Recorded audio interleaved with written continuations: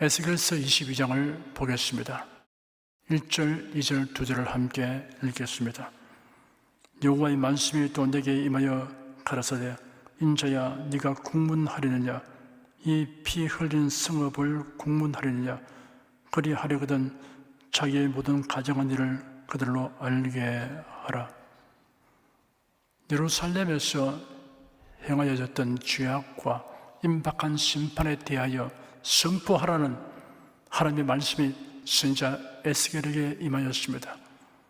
온갖 죄를 저지르면서도 회개하기를 거절하는 유다 백성의 죄상과 그로 인하여 받게 될 심판입니다. 3절에서 5절까지 함께 읽겠습니다. 너는 이르기를 주 여호와의 말씀에 자기 가운데 피를 흘려 불바를 대로 이르게 하며 우상을 만들어 스스로 더럽히는 성아 네가 흘린 피로 인하여 죄가 있고 네가 만든 우상으로 인하여 스스로 더럽혔으니 네 날이 가까웠고 네 연한이 찼도다. 그러므로 내가 너로 이방의 능력을 바라며 만국의 조롱거리가 되게 하였노라. 너 이름이 더럽고 어지러움이 많은 자여 가까운 자나 먼 자나 다 너를 조롱하리라. 하나님의 선민인 유다 백성이 예루살렘에서 행한 죄악은 동족에게 행한 악행 그리고 우상 숭배입니다. 그들이 스스로 하나님의 형벌을 초래하였습니다. 하나님은 선지자들을 통하여 여러 번 그들에게 경고하여 각성과 회개를 촉구하였지만 회개치 아니하므로 하나님의 오래 참으심이 끝에 달하게 되었습니다. 그들이 아름답게 여겼던 예루살렘과 선민 이스라엘이라는 이름이 세상 모든 나라와 민족 중에서 수치와 조롱거리가 될 것이 예고되었습니다. 6절에서 12절까지 함께 읽겠습니다. 이스라엘 모든 방백은 각기 권세대로 피를 흘리려고 네 가운데 있었도다. 그들이 네 가운데서 부모를 업신여겼으며 네 가운데서 낙내를 학대하였으며 네 가운데서 고아와 가부를 해하였도다. 너는 나의 성물들을 업신여겼으며 나의 안식일을 더럽혔으며 네 가운데 피를 흘리려고 이간을 붙이는 자도 있었으며 네 가운데 산 위에서 재물을 묻는 자도 있었으며 네 가운데 음란한 자도 있었으며 네 가운데 자기 아비의 하체를 드러내는 자도 있었으며 네 가운데 울경하는 부정한 여인에게 구업하는 자도 있었으며 혹은 그 이웃의 아내와 가정한 일을 행하였으며 혹은 그 며느리를 더럽혀 음행하였으며 네 가운데 혹은 그 자매 곧 아비의 딸과 구업하였으며 네 가운데 피를 흘리려고 뇌물을 받는 자도 있었으며 네가 변전과 이식을 취하였으며 이를 탐하여 이웃에게 토색하였으며 나를 잊어버렸도다. 나 주 여호와의 말이니라. 크든 작든 권력을 가진 사람은 모두 사회수욕을 위하여 권력을 남용하고 온갖 악행을 저질렀습니다. 모세를 통하여 그들에게 선포된 십계명을 무시해버렸습니다. 하나님은 다른 민족과 달리 선민에게는 율법과 계명을 주셨습니다.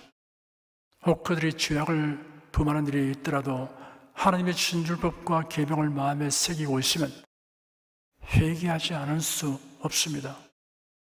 유다 백성들의 죄악이 극심하게 된 것은 그들이 하나님의 율법과 계명을 외면하였다는 증거입니다. 달리 말하면 율법과 계명을 주신 하나님을 의식하지 않았다는 것입니다. 우리가 정기적으로 성경 말씀을 읽고 들어야 하는 이유가 여기에 있습니다. 하나님의 말씀은 살았고 운동력이 있어 좌우의 날선 어떤 검보다도 예리하여 혼과 영과 및 관절과 골수를 찔러 쪼개기까지 하며 또 마음의 생각과 뜻을 감찰합니다. 하나님의 말씀은 현인 군자들의 교훈과 같은 종류의 것이 아닙니다. 하나님의 말씀은 살았고 운동력이 있습니다. 이 말씀을 듣는 자를 변화시킵니다. 일본의 한 여학교 기숙사에 강도가 침입하였습니다. 꼼짝 마라! 너희들이 가지고 있는 것 중에 중요한 것은 다 내놓아라! 강도는 이것저것 다 챙겨놓고 나가려고 하는 순간 한 여학생이 책상 위에 있는 책 한 권을 가리키며 아저씨, 중요한 것은 다 가지고 간다고 하면서 저 책은 왜 안 가지고 가세요? 하였습니다. 강도는 그 책도 얼른 집어넣고 나갔습니다. 그런데 훔친 물건들을 파는 중에 그 책은 사려고 하지 않아서 집에 가지고 와서 무슨 책인가 하여 읽었습니다. 이해가 되지 않고 재미도 없는데 왜 그 학생이 중요한 것이라고 했을까 하는 생각이 들어서 계속 읽어 나갔습니다. 그러다가 성령의 역사로 그만 살았고 운동력이 있는 그 말씀의 능력에 붙잡히고 말았습니다. 그래야 회개하고 그리스도인이 되었습니다. 시편 1편에는 복 있는 사람은 악인의 꾀를 쫓지 아니하며 죄인의 길에 서지 아니하며 오만한 자의 자리에 앉지 아니하고 오직 여호와의 율법을 즐거워하여 그 율법을 주야로 묵상하는 자로다 하였습니다. 13절에서 16절까지 함께 읽겠습니다. 너의 불의를 행하여 일을 얻은 일과 네 가운데 피 흘린 일을 인하여 내가 손뼉을 치나니 내가 네게 부응하는 날에 네 마음이 견디겠느냐? 네 손에 힘이 있겠느냐? 나 여호와가 말하였으니 이룰지라. 내가 너를 열국 중에 흩으며 강나라에 해치고 너희 더러운 것을 네 가운데서 멸하리라. 네가 자기 까닭으로 열국의 목전에서 수치를 당하리니 나를 여호와인 줄 알리라 하셨다 하라. 유다 백성이 불의와 악행으로 인하여 보응을 받게 했던 것을 당연한 것으로 하나님이 인정하셨습니다. 그날은 바벨론의 제3차 침공으로 유다 왕국이 멸망하는 날입니다. 하나님께서는 유다 왕국의 멸망함으로 인하여 백성들이 바벨론에 포로되어 가고 열국으로 분산될 것이라고 하였습니다. 그러나 열국에 대한 심판과는 다른 목적이 있습니다.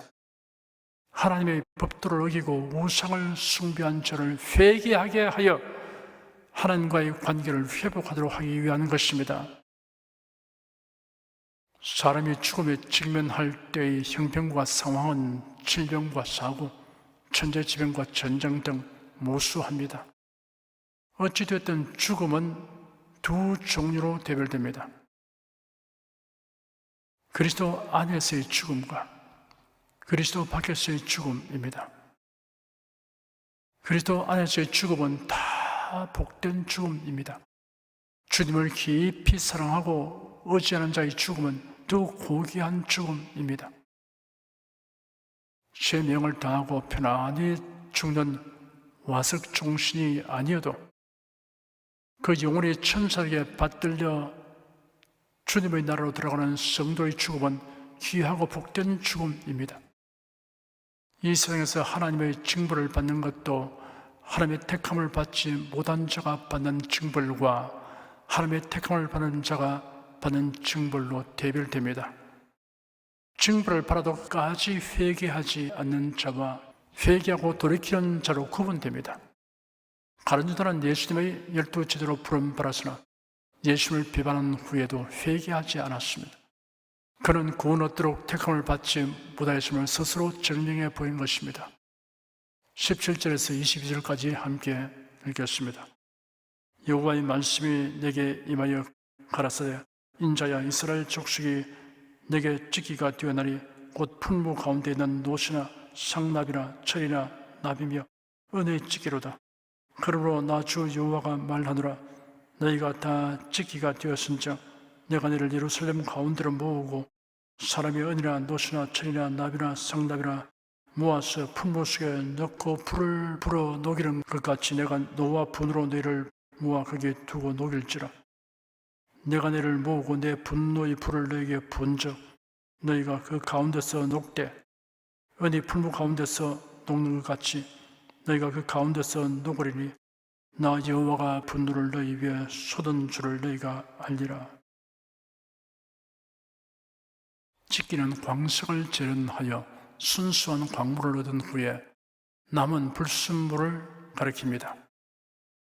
은이나 노시나 철이나 나비나 상납이라는 네 금속을 멸망을 목전에 둔 유다 백성들의 특성을 상징적으로 나타내는 것으로 설명하기도 합니다.